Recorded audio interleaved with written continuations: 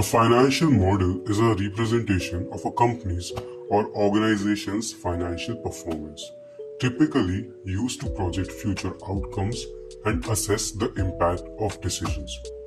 You can think of financial model as a calculator where you provide the model with relevant data as input and it provides with the desired outcome.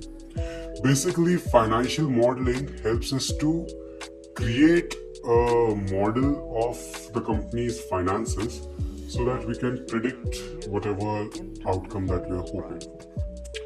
The steps in financial modeling are: number one, deciding your purpose as to why do you want to do the analysis. Secondly, collect information. Third, identifying key drivers like what elements are running the business.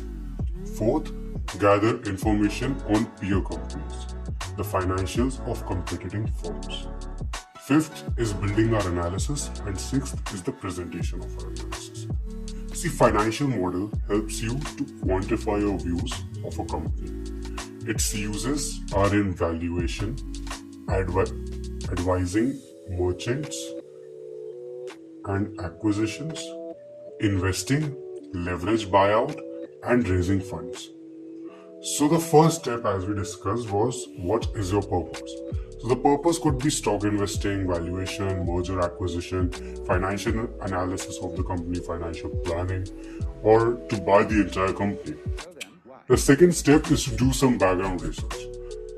Start with the company's interim and annual reports, and then investors' presentation, concourse, industry reports.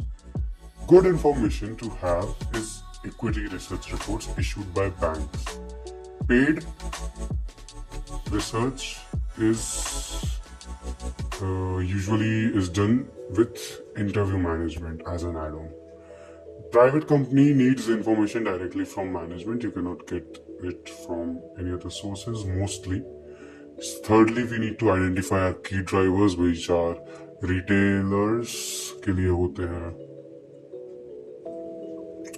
For retailers, it is sales / store, stock, you can say, average product value, cost per product, hotels.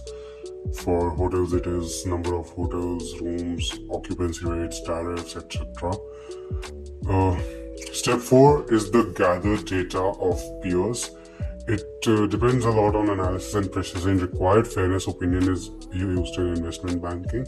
Quick analysis is helpful in data gathering of peer companies to see if our numbers are making sense.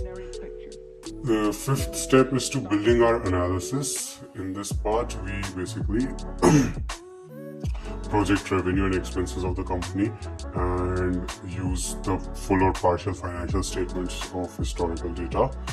And in acquisitions, we perform scenario analysis. In valuation, we sometimes need a lot of outside data plus adjustments.